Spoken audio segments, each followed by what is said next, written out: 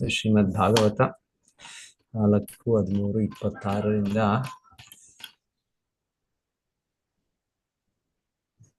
ತಮೋಚುರ್ವಿಸ್ಮಿತಾಸ್ತತ್ರ ಯಜಮಾನ ಋತ್ವಿಜಃ ಹವಿಂಷಿ ಹೂಯಮಾನಾನಿ ನತೆ ಗೃಣಂತಿ ದೇವತಾಃ. ಆಗ ಯಜ್ಞದಲ್ಲಿ ಭಾಗವಹಿಸಿದ ಋತ್ವಿಜರು ಅಂಗಮಹಾರಾಜನಿಗೆ ಹೇಳಿದರು, ಮಹಾರಾಜ, ನಾವು ಸರಿಯಾದ ಕ್ರಮದಲ್ಲೇ ಘೃತವನ್ನು ಹೋಮ ಮಾಡುತ್ತಿದ್ದೇವೆ. ಆದರೆ ನಾವು ಎಷ್ಟೇ ಪ್ರಯತ್ನಿಸಿದರೂ ದೇವತೆಗಳು ಅವುಗಳನ್ನು ಒಪ್ಪಿಕೊಳ್ಳುತ್ತಿಲ್ಲ. ರಾಜನ್ ಹವಿಂಶ ದುಷ್ಟಾನಿ ಶ್ರದ್ಧೆಯಾ ಸಾಧಿತಾನಿ ತೇ ಛಂದಾಂಸ್ಯ ಯಾತಯಾಮಾನಿ ಯೋಜಿತಾನಿ ಧೃತವ್ರತೈ. ಮಹಾರಾಜ, ಯಾಗಕ್ಕೆ ಅಗತ್ಯವಾದ ಶುದ್ಧ ಸಾಮಗ್ರಿಗಳನ್ನು ನೀನು ಬಹು ಶ್ರದ್ಧೆಯಿಂದಲೂ ಜಾಗರೂಕತೆಯಿಂದಲೂ ಸಂಗ್ರಹಿಸಿವೆ. ಯಾವುದೂ ಮಲಿನಗೊಂಡಿಲ್ಲ. ನಾವು ವೇದ ಮಂತ್ರಗಳನ್ನು ಪಠಿಸುತ್ತಿರುವುದು ಅತ್ಯಂತ ನಿರ್ದಿಷ್ಟವಾಗಿದೆ. ಅದರಲ್ಲಿ ಯಾವ ಲೋಪವೂ ಇಲ್ಲ. ಏಕೆಂದರೆ ಇಲ್ಲಿ ನೆರೆದಿರುವ ಋತ್ವಿಜರು ಮತ್ತು ಬ್ರಾಹ್ಮಣರು ಮಹಾವಿದ್ವಾಂಸರು, ತಜ್ಞರು. ಯಾಗಾಚರಣೆಗಳನ್ನು ಇವರು ಅತ್ಯಂತ ಸಮರ್ಪಕವಾದ ರೀತಿಯಲ್ಲಿ ನಿರ್ವಹಿಸುತ್ತಿದ್ದಾರೆ.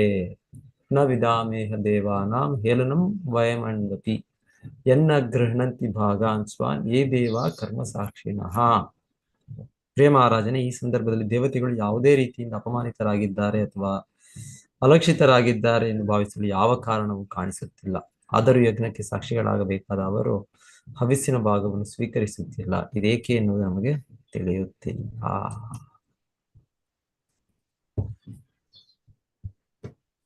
ಸೊ ಯಜ್ಞ ಕಾರ್ಯ ಅಂಗ ಮಹಾರಾಜರು ಅಶ್ವಮೇಧ ಯಜ್ಞ ಅಂತ ಕೇಳಿದ್ವಿ. ಅಶ್ವಮೇಧ ಯಜ್ಞ ಅವರು ಆಚರಣೆ ಕೈಗೊಂಡಿದ್ದಾರೆ.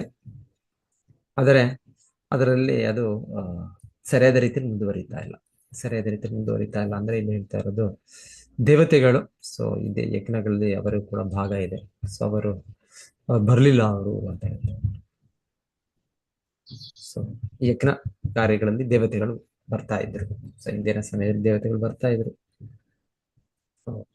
ಅವ್ರು ಬಂದು ಅದನ್ನ ಸ್ವೀಕರಿಸ್ತಾ ಇದ್ರು. ಸೊ ಹೀಗೆ ನಮಗೆ ಆ ರೀತಿ ಯಜ್ಞ ಕಾರ್ಯಗಳು ಮಾಡ್ಲಿಕ್ಕೆ ಆಗೋದಿಲ್ಲ. ಈಗ ಯಜ್ಞಗಳು ದೇವತೆಗಳು ಕಾಣೋದಿಲ್ಲ, ನಮಗೆ ದೇವತೆಗಳು ಬರೋದಿಲ್ಲ. ಸೊ ಹಾಗೆ ನಾವು ರೀತಿ ಹೇಳ್ಬೋದು. ಸೊ ಅದಕ್ಕೆ ಅದು ತುಂಬಾ ಕಂಡೀಷನ್ಸ್ ಇದೆ ಯಜ್ಞ ಕಾರ್ಯಗಳು ಮಾಡೋದಕ್ಕೆ. ಸೊ ಇಲ್ಲಿ ಅದಕ್ಕೆ ಆ ರೀತಿಯ ಒಂದು ಋತ್ವಿಜರು, ಪುರೋಹಿತರು ಮಾಡುವವರು, ಅವರು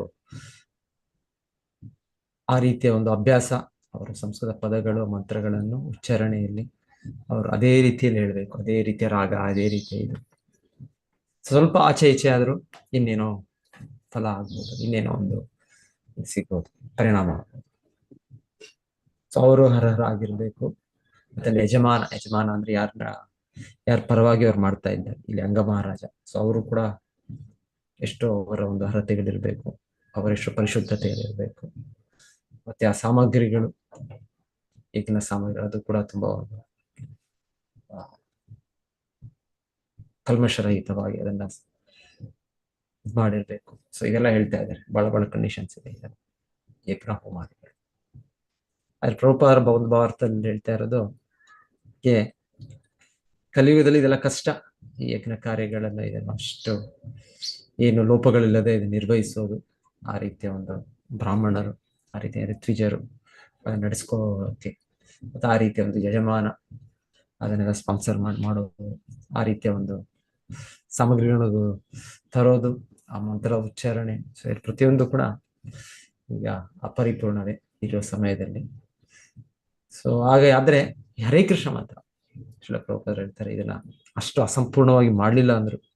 ಯಾಕಂದ್ರೆ ಹರೇ ಕೃಷ್ಣ ಮಂತ್ರ ಜಪಿಸೋದು ಕೂಡ 3 ಹಂತಗಳಿವೆ. ಮೊದಲ ಹಂತದಲ್ಲಿ ನಾವು ಅಪರಾಧದಿಂದ ನಾವು ಮಾಡೋ ಜಪ, ಎರಡನೆಯಲ್ಲಿ ಅಪರಾಧ ಕಡಿಮೆ ಆಗುವ ಹಂತ, ಮೂರನೆಯಲ್ಲಿ ಶುದ್ಧ ನಾಮ ಅಪರಾಧ, ನಾಮಾಭಾಸ, ಶುದ್ಧ ನಾಮ ಅಂತ 3 ಹಂತಗಳು. ಸೊ ಇಲ್ಲಿ ಒಂದು ರೀತಿ ಆಚಾರ್ಯರು ಹೇಳ್ತಾ ಇರೋದು, ತೊಂದರೆ ಇಲ್ಲ, ಆದ್ರೆ ಹರೇ ಕೃಷ್ಣ ಮಂತ್ರ ಹೇಳುವಾಗ ಇದು ಅಪರಿಪೂರ್ಣತೆಗಳು ಇದ್ರೂ ಕೂಡ ಅದರ ಒಂದು ಲಾಭ ಸಿಗುತ್ತೆ ಅಂತ ಹೇಳ್ತಾರೆ. ಹಾಗೆ ಇದು ಯುಗದ ಧರ್ಮ ಇದೆ. ಸೊ ಯುಗ ಧರ್ಮ, ಈ ಕಾಲದಲ್ಲಿ ನಾವು ನಮ್ಮ ಈ ಶಕ್ತಿ, ನಮ್ಮ ಸಾಮರ್ಥ್ಯ, ನಮ್ಮ ಸ್ಥಿತಿಯಲ್ಲಿ ನಾವು ಪಾಲನೆ ಮಾಡಬಹುದಾದ ಯಜ್ಞ ವಿಧಾನ, ಈ ಸಂಕೀರ್ತನ ಯಜ್ಞ, ಈ ಮಹಾಮಂತ್ರ ಜಪ. ಪ್ರಭುಪಾದರು ಹೇಳ್ತಾರೆ, ತೊಂದರೆ ಇಲ್ಲ, ಇದನ್ನ ನಾವು ನಿರ್ವಹಿಸಬಹುದು. ಸೊ ಹಾಗೆ ಪ್ರತಿಯೊಬ್ಬರು ಇದನ್ನ ಸ್ವೀಕರಿಸಬೇಕು. ಇದಕ್ಕೂ 10 ಅಪರಾಧಗಳಿದೆ. ಭಗವಂತನ ನಾಮ ಜಪ ಮಾಡೋದು ಕೂಡ ಅದನ್ನ ನಾವು ಪ್ರಯತ್ನ ಮಾಡ್ಬೇಕು. ನಾವು ಪ್ರಯತ್ನ ಮಾಡಿದ್ರೆ ಅವಾಗ ನಮಗೆ ಅದರ ನಿಜವಾದ ಲಾಭ, ನಿಜವಾದ ಫಲ ನಮಗೂ ಭಗವಂತನಿಗಿರುವ ಆ ಭಗವಂತನಿಗಿರೋ ಆತ್ಮೀಯ ಸಂಬಂಧ, ಆತ್ಮೀಯ ಸಂಬಂಧದಲ್ಲಿ ಆ ಪ್ರೀತಿ ಸಂಬಂಧ ಅದು ಮೂಡಿ ಬರಬೇಕು ಅಂತ. ಸೊ 10 ಅಪರಾಧಗಳು. ಮೊದಲನೇ ಅಪರಾಧ, ಭಗವಂತನ ಭಕ್ತರು ಯಾರು ಭಗವಂತನ ಸೇವೆಗೆ ಮುಡುಪಾಗಿಟ್ಟಿದ್ದಾರೆ, ಭಗವಂತನ ನಾಮವನ್ನು ಪ್ರಚಾರ ಮಾಡೋಕ್ಕೆ ಮುಡುಪಾಗಿಟ್ಟಿದ್ದಾರೆ, ಅವರ ನಿಂದನೆ ಮಾಡೋದು. ಇದೇ ನಮಗೆ ಇದು ಸಹಜ ಸ್ವಭಾವ. ಯಾವಾಗಲೂ ನಾವು ಇನ್ನೊಬ್ಬರನ್ನ ಟೀಕೆ ಮಾಡ್ತಾ ಇರ್ತೇವೆ, ನಿಂದಿಸ್ತಾ ಇರ್ತೇವೆ. ಸೊ ಅದರಲ್ಲೂ ಹೇಳ್ತಾ ಇರೋದು, ಯಾರು ಭಕ್ತರು ಭಗವಂತನ ನಾಮವನ್ನು ಪ್ರಚಾರ ಮಾಡಲಿಕ್ಕೆ ಇದು ಮಾಡಿದ್ದಾರೆ, ಅದಕ್ಕೆ ಇದ್ದಾರೆ, ಅವ್ರನ್ನೂ ನಿಂದಿಸೋದು. ಸೊ ಅದು ಮೊದಲನೇ ಅಪರಾಧ. ಸೊ ಎರಡನೇ ಅಪರಾಧ, ಶಿವ ಬ್ರಹ್ಮ ಮೊದಲಾದ ದೇವತೆಗಳನ್ನು ಭಗವಾನ್ ವಿಷ್ಣುವಿಗೆ ಸಮನೆಂದು ಭಾವಿಸೋದು. ನಾವು ಜಪಿಸ್ತಾ ಇರ್ಬೋದು, ಜಪ ಮಾಡ್ತಾ ಇರ್ಬೋದು ಹರೇ ಕೃಷ್ಣ ಮಂತ್ರ, ಅದನ್ನೇ ನಮಗೆ ಸಂಶಯ ಹೋಗಿಲ್ಲ, ಇನ್ನ ನಮಗೆ ನಂಬಿಕೆ ಸಂಪೂರ್ಣವಾಗಿ ಭಗವಂತನ ಪರಮೋನ್ನತ ಸ್ಥಾನದ ಬಗ್ಗೆ ತಿಳಿದೇ ಇರ್ಬೋದು. ಸೊ ನಾವೆಲ್ಲಾನು ಎಲ್ಲ ದೇವತೆಗಳು ಭಗವಂತನ ಒಂದೇ ಅಂತ ಭಾವನೆ ಇರ್ಬೋದು. ಸೊ ಬಹು ಈಶ್ವರವಾದಿ, ಇಲ್ಲ ಬಹು ರೂಪಗಳು ಭಗವಂತನಿಗೆ. ಸೊ ಹಾಗೆ ಈ ದೇವತೆಗಳು ಕೂಡ ಅವನ ಇನ್ನೊಂದು ನಿತ್ಯ ರೂಪಗಳೇ ಅಂತ ನಾವು ಅಂದ್ಕೊಳ್ಬೋದು. ಇಲ್ಲ, ದೇವತೆಗಳು ಅವರು ಭಗವಂತನ ಪ್ರತಿನಿಧಿಗಳಾಗಿ ಈ ಭಗವಂತನ ಸೃಷ್ಟಿಯ ಬ್ರಹ್ಮಾಂಡದಲ್ಲಿ ಅವರು ಕಾರ್ಯವಹಿಸಿದ್ದಾರೆ. ಆದರೆ ಅವರು ಕೂಡ, ಅವರ ದೇಹವು ಕೂಡ ನಷ್ಟ ಆಗುತ್ತೆ. ಭಗವಂತನ ರೀತಿ ಅವರದು ಶಾಶ್ವತ ದೇಹವಲ್ಲ, ಅವ್ರದ್ದು ಶಾಶ್ವತ ಅಸ್ತಿತ್ವ ಇಲ್ಲ. ಅವರು ಶಾಶ್ವತ ಅಸ್ತಿತ್ವ ಇಲ್ಲ ಅಂದ್ರೆ ಆ ರೂಪದಲ್ಲಿ ಇಲ್ಲ. ಸೊ ಅದೊಂದು ಪೋಸ್ಟ್, ಅದೊಂದು ಪದವಿ ಅವರಿಗೆ ಸಿಕ್ಕಿದ್ದು. ಅವರು ಸಾಧಾರಣ ನಾವು ಅವರು ಭಗವಂತನೇ ಅಂತ ನಾವು ಆ ಒಂದು ಭಾವನೆಯೋ ಆ ಒಂದು ಜ್ಞಾನವನ್ನು ಹಾಗೆ ತಿಳ್ಕೊಂಡಿದ್ರೆ, ಆ ರೀತಿ ತಿಳ್ಕೊಂಡಿದ್ರೆ ಅದು ಕೂಡ ಅಪರಾಧ. ಮೂರನೆಯದು, ಗುರುವಿನ ಆದೇಶವನ್ನು ಪಾಲಿಸದಿರುವುದು. ಗುರು ಆಚಾರ್ಯನ ಒಂದು ಸಾಮಾನ್ಯ ವ್ಯಕ್ತಿ ಎಂದು ಭಾವಿಸುವುದು, ಅದು ಕೂಡ ಒಂದು ಭಗವಂತನ ನಾಮದ ಉಚ್ಚಾರಣೆಯಲ್ಲಿ ಅಪರಾಧ. ನಾಲ್ಕನೇ ಅಪರಾಧ, ವೇದಶಾಸ್ತ್ರಕ್ಕೆ ಅನುಗುಣವಾದ ಇತರ ಶಾಸ್ತ್ರಗಳನ್ನು ಕೂಡ ನಿಂದಿಸುವುದು, ಅದು ಕೂಡ ಒಂದು ಅಪರಾಧ. ಇನ್ನೊಂದು, ಭಗವಂತನ ನಾಮವನ್ನು ಮಹಿಮೆಯನ್ನೊಂದು ಕಲ್ಪನೆ ಎಂದು ಭಾವಿಸುವುದು. ಭಗವಂತನ ನಾಮಕ್ಕೆ ಇದು ಯಾವುದೋ ಒಂದು ಇಂಟರ್ಪ್ರಿಟೇಷನ್ ಕೊಡೋದು. ಆರನೇದು. ಏಳನೇದು, ಭಗವಂತನ ನಾಮದ ಜಪದ ಇದ್ರ ಮೇಲೆ ಪಾಪ ಕಾರ್ಯಗಳಲ್ಲಿ ತೊಡಗುವುದು, ಅದರ ಲಾಭವನ್ನು ತಗೊಳ್ಳೋದು, ಆ ರೀತಿ. ಮತ್ತೆ ಎಂಟನೇ ಅಪರಾಧ, ಭಗವಂತನ ಜಪ ನಾಮ ಅದೊಂದು ವೇದಗಳಲ್ಲಿ ಕೊಟ್ಟ ಒಂದು ಕಾಮ್ಯ ಕರ್ಮಾಚರಣೆ ಚಟುವಟಿಕೆ, ಆ ರೀತಿ ಭಾವಿಸುವುದು, ಆ ರೀತಿ. ಒಂಬತ್ತನೇದು, ನಂಬಿಕೆಯಿಲ್ಲದ ವ್ಯಕ್ತಿಗೆ ಬೋಧಿಸುವುದು. ಹತ್ತನೇದು, ಎಷ್ಟೇ ಬಾರಿ ಕೇಳಿದ ಮೇಲೂ ಭೌತಿಕ ಆಸಕ್ತಿಯನ್ನು ಹಾಗೆ ಉಳಿಸಿಕೊಂಡಿರೋದು. ಸೊ ಎನಿವೆ, ಸೊ ಹೀಗೆ 10 ಅಪರಾಧಗಳಿದೆ ಭಗವಂತ ನಾಮವನ್ನು ಜಪಿಸೋದಕ್ಕೆ. ಆದರೆ ಹೇಳ್ತಾರೆ, ಇದನ್ನು ಹೇಗೆ ಹೋಗುತ್ತೆ, ಭಗವಂತ ನಾಮವನ್ನು ಜಪಿಸ್ತಾನೆ ಅದು ಹೋಗುತ್ತೆ. ಇನ್ನೇನು ನಾವು ಸೇರಿಸೋದು, ಇನ್ನೇನು ಒಂದು ಅಂತ ಇಲ್ಲ, ಇದನ್ನೇ ಮುಂದುವರಿಸೋದು ಅಷ್ಟೇ. ಹರೇ ಕೃಷ್ಣ ಕೃಷ್ಣ ಕೃಷ್ಣ ಹರೇ ಹರೇ, ಹರೇ ರಾಮ ರಾಮ ರಾಮ ಹರೇ ಹರೇ, ಹರೇ ಕೃಷ್ಣ ಕೃಷ್ಣ ಕೃಷ್ಣ ಹರೇ ಹರೇ, ಹರೇ ರಾಮ ರಾಮ ರಾಮ ಹರೇ ಹರೇ, ಹರೇ ಕೃಷ್ಣ ಕೃಷ್ಣ ಕೃಷ್ಣ ಹರೇ ಹರೇ, ಹರೇ ರಾಮ ರಾಮ ರಾಮ ಹರೇ ಹರೇ. ಇದನ್ನೇ ಮುಂದುವರಿಸ್ಕೊಂಡು ಹೋಗೋದು ನಾವು. ಸೊ ಮತ್ತೆ ಇದು ಸಾಧ್ಯ ಆದಷ್ಟು ನಮ್ಮಲ್ಲಿ ಈ ಅಪರಾಧಗಳನ್ನು ನಿಲ್ಲಿಸೋ ಪ್ರಯತ್ನ ಕೂಡ ನಾವು ಮಾಡಿದ್ವಿ. ಸೊ ಆಚಾರ್ಯರು ಹೇಳೋದು, ಆದರೂ ಈ ನಾಮದಲ್ಲೇ ನಮಗೆ ಈ ರೀತಿ ಅಪರಿಪೂರ್ಣತೆ ಇಲ್ಲ. ಈ ಯಜ್ಞ ಹೋಮಗಳು ಇದರಲ್ಲಿ ಕಲಿಯುಗದಲ್ಲಿ ಇದೆಲ್ಲ ಒಂದೊಂದು ಕಡೆ ಒಂದೊಂದು ಯಾಗಗಳು ನಿಷೇಧವೇ ಅಂತ ಹೇಳಿದೆ. ಅಶ್ವಮೇಧಂ, ಗವಾಲಂಬಂ, ಸೊ ಈ ತರದ ಒಂದೊಂದು ಯಜ್ಞಗಳಿದೆ, ಹಿಂದೆ ವೈದಿಕ ಕಾಲದಲ್ಲಿ ಮಾಡ್ತಾ ಇದ್ದೆ, ಅದು ಈಗ ಮಾಡಬಾರ್ದು ಅಂತಾನೆ. ಸೊ ಈ ವಿಧಾನ ಈಗ ಕಲಿಯುಗಕ್ಕೆ ಸೂಕ್ತವಲ್ಲ. ಆದರೂ ಈ ಯಜ್ಞ ಅನ್ನೋದು, ಯಜ್ಞ ವಿಷ್ಣು, ಯಜ್ಞ ಅಂದ್ರೆ ವಿಷ್ಣು ಕೃಷ್ಣನ ಪಡಿಸೋದು. ಸೊ ಯಜ್ಞ ಹಿಂದೆ ಈ ರೀತಿಯಲ್ಲಿ ಹವಿಸ್ಸು ಹಿಂದೆ ರೀತಿಯಲ್ಲಿ ಇದರ ಮೂಲಕ ನಡೀತಾ ಇತ್ತು. ಆದ್ರೆ ಈಗ ಅದು ನಾವು ಭಗವಂತನ ಭಕ್ತಿ ಮಾರ್ಗದಲ್ಲಿ ವಿಶೇಷವಾಗಿ ಭಗವಂತನ ನಾಮವನ್ನು ಹೇಳೋದ್ರಿಂದ ಅದನ್ನ ನಾವು ಅಭ್ಯಾಸ ಮಾಡ್ತೇವೆ. ಸೊ ಹಾಗೆ ಶ್ರೀಲ ಪ್ರಭುಪಾದರು ಇನ್ನೊಂದು ಭಾವಾರ್ಥ ಹೇಳ್ತಾ ಇರೋದು, ಭಗವಂತನ ಭಕ್ತಿ ಸೇವೆಯಲ್ಲಿ ಭಗವಂತನ ನಾವು ಅರ್ಚನೆ ಮಾಡುವ ಭಗವಂತನ ವಿಗ್ರಹ, ಸೊ ಅದಕ್ಕೂ ಅವರ ಸೇವೆಯಲ್ಲೂ ಕೂಡ ಇದಿದೆ, ಎಷ್ಟೋ ಅಪರಾಧಗಳಿದೆ, ಅದನ್ನ ನಾವು ಮಾಡಬಾರ್ದು ಅಂತ ಹೇಳ್ತಾರೆ. ಸೊ ಇಲ್ಲಿ ನೋಡ್ಬೋದು, ಇಲ್ಲಿ ಆಚಾರ್ಯರು ಭಕ್ತಿ ರಸಾಮೃತ ಸಿಂಧು, ಸೊ ಅದರಲ್ಲಿ ಒಂದು ಮೊದಲನೇ ಭಾಗದಲ್ಲಿ 8ನೇ ಅಧ್ಯಾಯ ಅಲ್ಲಿ ಹೇಳಿರೋದು 32 ಅಪರಾಧಗಳು ಭಗವಂತನ ಸೇವೆಯಲ್ಲಿ ಅಂತ ಹೇಳಿದೆ. ಸೊ ಮೊದಲಿಗೆ ಯಾರು ಕೂಡ ಒಂದು ಭಗವಂತನ ಮಂದಿರಕ್ಕೆ ಒಂದು ರಥದಲ್ಲೋ ಒಂದು ಪಲ್ಲಕ್ಕಿಯಲ್ಲೋ ಅವ್ರ ಪ್ರವೇಶಗಳು ಮಾಡಬಾರ್ದು ಅಂತ ಹೇಳಿ, ರಾಜನಾಗಿರೋ ಹಿಂದೆ ಇರ್ತಾ ಇದ್ರು, ರಾಜರು ಇರ್ತಾ ಇದ್ರು, ಇವಾಗ ಇರ್ತಾ ಇದ್ರು, ಹಾಗೆ ಅವರು ಇಲ್ಲ, ಅವ್ರು ಆ ರೀತಿ ಸ್ಪೆಷಲ್ ಇದಾಗಿ ನಾವು ಪ್ರವೇಶ ಆಗೋದಿಲ್ಲ. ಮತ್ತೆ ಅವರೊಂದು ಚಪ್ಪಲಿ ಶೂಸ್ ಅದನ್ನ ಮಾಡಿ ಪ್ರವೇಶಗೊಳ್ಬಾರ್ದು ಅಂತ ಹೇಳಿ. ಮತ್ತೆ ಭಗವಂತನ ಆನಂದಕ್ಕೆ ಸಂತೋಷಕ್ಕೆ ಎಷ್ಟೋ ಹಬ್ಬಗಳ ಆಚರಣೆಗಳಿರುತ್ತೆ, ಅದೆಲ್ಲ ಕೂಡ ಮಾಡಬೇಕು. ಜನ್ಮಾಷ್ಟಮಿ, ರಥಯಾತ್ರೆ, ರಾಮನವಮಿ ಇರುತ್ತೆ, ಎಷ್ಟೋ ಆಚರಣೆಗಳಿದೆ. ಇದನ್ನು ಕೂಡ ನಾವು ವಿಜೃಂಭಣೆಯಿಂದ ಭಗವಂತನ ತೃಪ್ತಿಪಡಿಸೋದಕ್ಕೆ ಮಾಡಬೇಕು, ಮಂದಿರದಲ್ಲಿ ಮಾಡಬೇಕು ಅಂತ ಅದು ಹೇಳ್ತಾರೆ.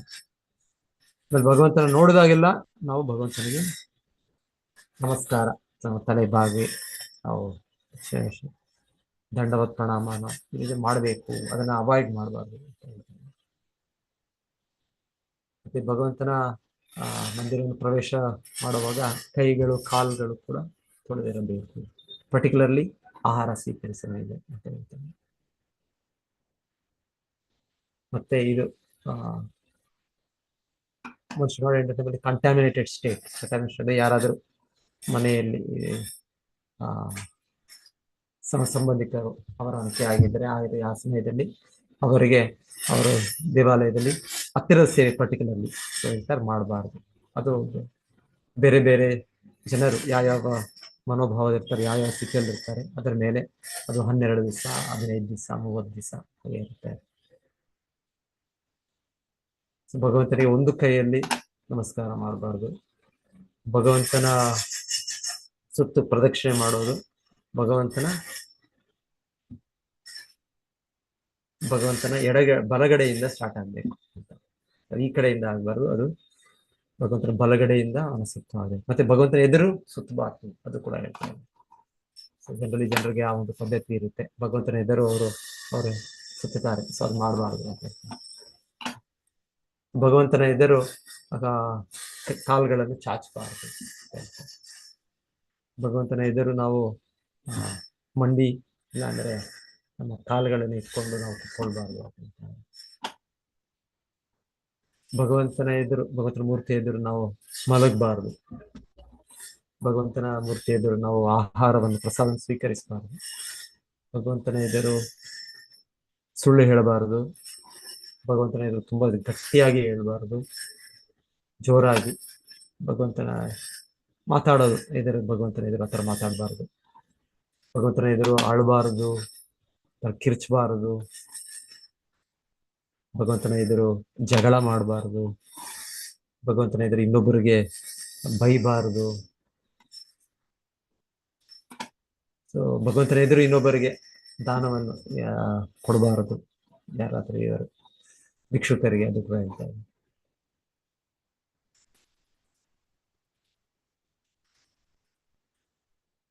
ಸೊ ಇನ್ಯಾರಾದ್ರೂ ಭಗವಂತನ ಎದುರು ಆ ರೀತಿ ಹೊಗಳು ಕೊಡುದು ಅಂತ ಕೂಡ ಹೇಳ್ತಾರೆ. ಯಾಕಂದ್ರೆ ಭಗವಂತನೇ ಎಲ್ಲರೂ ಪ್ರಶಂಸಿಸೋದಕ್ಕೆ ಅರ್ಹನು, ಭಗವಂತನಿಗಿಂತ ಹೆಚ್ಚು ಮೇಲೆ ಯಾರಿದ್ದಾರೆ. ಸೊ ಭಗವಂತನ ಎದುರು ಇನ್ನೊಬ್ಬರಿಗೆ ಪ್ರಶಂಸೆ ಮಾಡೋದು ಅದು ಸರಿಯಲ್ಲ.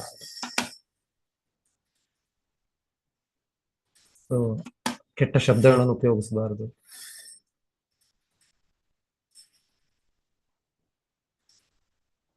ಭಗವಂತನಿಗೆ ತಾವೊಬ್ಬರ ಸಾಮರ್ಥ್ಯದಿಂದ ಅವರ ಸೇವೆ ಮಾಡಬೇಕು ಅಂತ ಹೇಳ್ತಾರೆ. ಅದು ಕೂಡ ಭಗವಂತನ ಹೇಳಿರೋ ಮಾತಿದೆ, ಪತ್ರಂ ಪುಷ್ಪಂ ಫಲಂ ತೋಯಂ ಯೋಮೆ ಭಕ್ತ್ಯ ಪ್ರಯಚ್ಛತಿ. ಆದರೆ ಹಾಗೆ ಭಗವಂತನು ಹೇಳಿದ್ದು ಕಿಂಚಿತ್ ನೀರು, ಕಿಂಚಿತ್ ಹೂ, ಕಿಂಚಿತ್ ಹಣ್ಣು, ಇದರಿಂದ ತನ್ನ ಸೇವೆ ಮಾಡಬೇಕು ಅಂತ. ಆದರೆ ಸೊ ಅದೇ ಕ್ರಮ ಅಂತ ಅಲ್ಲ, ನಮಗೆ ಸಾಧ್ಯ ಇದ್ದಷ್ಟು, ನಮಗೆ ಶಕ್ತಿ ಇದ್ದಷ್ಟು, ಶಕ್ತಿಯುತವಾಗಿದ್ದರಿಂದ ನಾವು ಭಗವಂತನಿಗೆ ಸಾಕಷ್ಟು ವಿಜೃಂಭಣೆಯಿಂದ ಅವನ ಸೇವೆ ಮಾಡಬೇಕು. ಅವನಿಗೆ ಶೃಂಗಾರ, ಅವನಿಗೆ ಅರ್ಪಣೆ ಮಾಡುವ ನೈವೇದ್ಯ ಪ್ರತಿಯೊಂದು ಒಂದು ವೈಭವದಿಂದ ಇರಬೇಕು ಅಂತ ಹೇಳ್ತಾ ಇದ್ದಾರೆ. ಭಗವಂತನಿಗೆ ಆಹಾರ ಅರ್ಪಿಸದೆ ಯಾವ ಆಹಾರ ಸ್ವೀಕರಿಸಬಾರದು. ಒಂದು ಭಗವಂತನಿಗೆ ಆ ಕಾಲಕ್ಕೆ ಸೂಕ್ತವಾದ ಹಣ್ಣು ಧಾನ್ಯವನ್ನು ಅರ್ಪಿಸಬೇಕು. ಭಗವಂತನಿಗೆ ನೈವೇದ್ಯ ತಯಾರಿಯಾದ ಮೇಲೆ ಅದನ್ನ ಇನ್ಯಾರಿಗೂ ಮೊದಲು ಕೊಡಬಾರದು, ಅರ್ಪಣೆ ಮಾಡುವಾಗಿಲ್ಲ. ಭಗವಂತನ ಎದುರು ಯಾರು ತಮ್ಮ ಬೆನ್ನನ್ನು ತೋರಿಸಿಕೊಳ್ಬಾರ್ದು. ಸೊ ಆಚಾರ್ಯರಿಗೆ ಕೂಡ ವಂದನೆಗಳು ಅರ್ಪಣೆ ಮಾಡುವಾಗ ಪ್ರಾರ್ಥನೆಯನ್ನು ಅರ್ಪಿಸಬೇಕು ಗಟ್ಟಿಯಾಗಿ, ಅಟ್ಲೀಸ್ಟ್ ಶಬ್ದದಿಂದ ನಮಗೆ ಕೇಳುವಾಗಾದರೂ ಹೇಳಬೇಕು. ಸೊ ಆಚಾರ್ಯರ ಹಿಂದೆ ನಮ್ಮನ್ನು ನಾವು ಹೊಗಳ್ಕೊಳ್ಬಾರ್ದು. ಭಗವಂತನ ಮುಂದೆ ದೇವತೆಗಳನ್ನ ಅವರನ್ನು ದೂಷಿಸಬಾರ್ದು, ಅವ್ರನ್ನ ಡಿರೈಡ್, ಅವ್ರಿಗೆ ಹೇಳ್ಬಾರ್ದು ಅಂತ ಹೇಳ್ತಾರೆ. ಇದು 32 ಅಪರಾಧ ಅಂತ ಹೇಳ್ತಾರೆ. ಸೊ ಅದೇ ರೀತಿ ವರಾಹ ಪುರಾಣದಲ್ಲಿ ಒಂದು ಕತ್ತಲೆ ಕೋಣೆಯಲ್ಲಿ ಭಗವಂತನ ಮೂರ್ತಿಯನ್ನು ಸ್ಪರ್ಶಿಸಬಾರದು. ಭಗವಂತನ ಮೂರ್ತಿಯ ಸೇವೆಯಲ್ಲಿ ಎಷ್ಟೋ ನಿಯಮಗಳು, ಅದನ್ನ ಎಲ್ಲಾನು ಪಾಲನೆ ಮಾಡಬೇಕು. ಭಗವಂತನ ಗರ್ಭಗೃಹ ಅದನ್ನ ಪ್ರವೇಶಗೊಳ್ಳುವಾಗ ಒಂದು ಶಬ್ದ ಮಾಡಿ ಪ್ರವೇಶಗೊಳ್ಬೇಕು. ಇನ್ಯಾರಾದ್ರೂ ಯಾರು ಕೂಡ ಆ ನೈವೇದ್ಯವನ್ನು ನೋಡಿರಬಾರದು ಅಂತ ಹೇಳ್ತಾರೆ. ಪರ್ಟಿಕ್ಯುಲರ್ಲಿ ಬೇರೆ ಪ್ರಾಣಿಗಳು, ಯಾಕಂದ್ರೆ ಪ್ರಾಣಿಗಳು ಅಂತ ಇಲ್ಲಿ ಹೇಳ್ತಾ ಇರೋದಿಲ್ಲಿ ತಕ್ಷಣ ಅವ್ರು ನೋಡಿದ್ದೆ ಅವ್ರಿಗೆ ಬಾಯಲ್ಲಿ ಇದು ಬಂದ್ಬಿಡುತ್ತೆ. ಮಕ್ಕಳು ಹಾಗೆ ಏನ್ ನೋಡಿದ್ರು ಕೂಡ ಬಾಯಲ್ಲಿ ಅವ್ರಿಗೆ ಜೊಲ್ಲು ಬಂದ್ಬಿಡುತ್ತೆ, ಅದನ್ನ ಆನಂದಿಸೋ ಒಂದು ಇದು ಬರುತ್ತೆ. ಅದೇ ಆಲ್ರೆಡಿ ಸೂಕ್ಷ್ಮವಾಗಿ ಅವ್ರು ಆನಂದಿಸ್ತಾ ಇದ್ದಾರೆ. ಸೊ ಹಾಗೆ ಹೇಳ್ತಾ ಇರೋದೇನ, ಇನ್ನು ಯಾರು ನೋಡಿರ್ಬಾರ್ದು.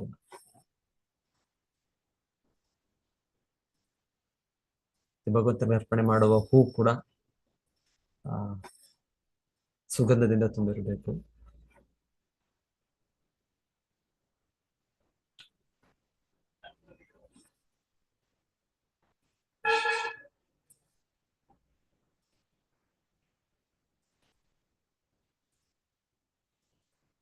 ಸೊ ಆಚಾರ್ಯರು ಇದನ್ನ ಈ ನಮ್ಮ ಭಾರತದಲ್ಲಿ ಹೇಳ್ತಾರೆ ಮುಖ್ಯವಾಗಿ. ಸೊ ಪ್ರತಿಯೊಂದು ಕೂಡ ಪರಿಶುದ್ಧವಾಗಿ ಅರ್ಪಣೆ ಆಗ್ಬೇಕು. ಒಂದು ಬಾಹ್ಯವಾಗಿ, ಇನ್ನೊಂದು ಆಂತರ್ಯವಾಗಿ ಕೂಡ. ಬಾಹ್ಯವಾಗಿ ಅಂದ್ರೆ ನಾವು ತಯಾರಿ ಮಾಡುವ ಆ ವಸ್ತುಗಳು, ಮತ್ತೆ ಭಗವಂತನಿಗೆ ಅರ್ಪಣೆ ಮಾಡುವ ನೈವೇದ್ಯ, ಇಲ್ಲಾಂದ್ರೆ ಭಗವಂತನಿಗೆ ಏನು ಅರ್ಚನಾ ಸೇವೆಯಲ್ಲಿ ಕೊಡೋದು, ಅದು ಕ್ಲೀನ್ ಆಗಿರ್ಬೇಕು. ಅದೇ ರೀತಿ ಅದು ಬಾಹ್ಯವಾಗಿ ಆ ವಸ್ತುಗಳು. ಆಂತರ್ಯವಾಗಿ ಕೂಡ ಅದನ್ನ ಅರ್ಪಣೆ ಮಾಡುವಾಗ ನಮ್ಮ ಮನಸ್ಥಿತಿ ಕೂಡ ನಮ್ಮದು ಆ ರೀತಿ ಸ್ವಚ್ಛವಾಗಿರ್ಬೇಕು. ಆಗ ಭಗವಂತನು ಇದನ್ನೆಲ್ಲವೂ ಸ್ವೀಕರಿಸ್ತಾನೆ. ಇಲ್ಲಾಂದ್ರೆ ಇದು ಅಪರಾಧ ಭಗವಂತನು ಸ್ವೀಕರಿಸೋದಿಲ್ಲ ಅಂತಾನೆ ಆಚಾರ್ಯರು ಶ್ರೀಲ ಪ್ರಭುಪಾದರು ಹೇಳ್ತಾ ಇದ್ದಾರೆ. ಯಾಕಂದ್ರೆ ಭಗವಂತನು ಚಿಂತಾಮಣಿ ಪ್ರಕಟ ಸನ್ಮಸ ಕಲ್ಪವೃಕ್ಷ ಲಕ್ಷಾವೃತೇಶು ಸುರಭಿ ರವಿಪಾಲ ಅಂತ, ಲಕ್ಷ್ಮೀ ಸಹಸ್ರಶತ ಸಂಭ್ರಮ ಸೇವ್ಯಮಾನ ಗೋವಿಂದ ಮಾದಿ ಪುರುಷ ತಮಹಂಬಚ. ಭಗವಂತನ ಧಾಮದಲ್ಲಿ ಹೇಳೋದು, ಭಗವಂತನಿಗೆ ಅವನ ಸೇವೆ ಮಾಡೋದಕ್ಕೆ ಲಕ್ಷಾದಿ ಕೋಟಿಯಾದಿ ಲಕ್ಷ್ಮಿಯರಿದ್ದಾರೆ. ಭಗವಂತನಿಗೆ ಅವರಷ್ಟು ಗೌರವದಿಂದ, ಅಷ್ಟು ಭಕ್ತಿಯಿಂದ, ಪ್ರೀತಿಯಿಂದ ಅವರು ಭಗವಂತನ ಸೇವೆ ಮಾಡ್ತಾರೆ. ಸೊ ಭಗವಂತನಿಗೆ ನಮ್ಮ ಸೇವೆ ಸ್ವೀಕರಿಸುವ ಅಗತ್ಯ ಇಲ್ಲ ಅವನಿಗೆ. ಅವನು ಸ್ವೀಕರಿಸ್ತಾನೆ ಅಂದ್ರೆ ನಮ್ಮ ಒಂದು ಪ್ರಾಮಾಣಿಕತೆ, ನಮ್ಮ ಒಂದು ಪ್ರಯತ್ನ. ಸೊ ನಾವು ಭಗವಂತನಿಗೆ ಮಾಡುವ ಇದರಲ್ಲಿ ನಾವು ಸ್ವೀಕರಿಸ್ತಾನೆ. ಸೊ ಅದರಲ್ಲೂ ನಾವು ನಮಗೆ ಆದಷ್ಟು ಮ್ಯಾಕ್ಸಿಮಮ್ ಎಷ್ಟು ಗರಿಷ್ಠ ಮಟ್ಟಿಗೆ ನಮ್ಮಲ್ಲಿ ಆಗುತ್ತೆ ಆ ಮಟ್ಟಿಗೆ ನಾವು ಬಾಹ್ಯವಾಗಿ ಆಂತರ್ಯವಾಗಿ ಶುಚಿತ್ವದಲ್ಲಿ ನಾವು ಪ್ರಯತ್ನ ಪಡಬೇಕು. ಆಕ್ಚುಲಿ ಹೇಳೋದು, ಇದು ಭಗವಂತನ ಸ್ವೀಕರಿಸೋದು ಅವರ ಶುದ್ಧ ಭಕ್ತರು, ಆಚಾರ್ಯರು, ಸೊ ಅವರ ಒಂದು ರೆಕಮೆಂಡೇಶನ್ ಭಗವಂತನ ಸ್ವೀಕರಿಸೋದು. ಸೊ ನಾವು ಅವರಿಗೆ ಅರ್ಪಣೆ ಮಾಡೋದು, ನಂತರ ಅವರು ಅರ್ಪಣೆ ಮಾಡೋದ್ರಿಂದ ಭಗವಂತನು ಅದನ್ನು ಸ್ವೀಕರಿಸ್ತಾನೆ. ಅದು ಸ್ವೀಕರಿಸಬೇಕು ಅಂದ್ರೆ ನಾವು ಕೂಡ ಅವರ ನಿರ್ದೇಶನಗಳನ್ನು ಪಾಲನೆ ಮಾಡಿದ್ರೆ ಆಗ ಭಗವಂತನು ಸ್ವೀಕರಿಸ್ತಾನೆ.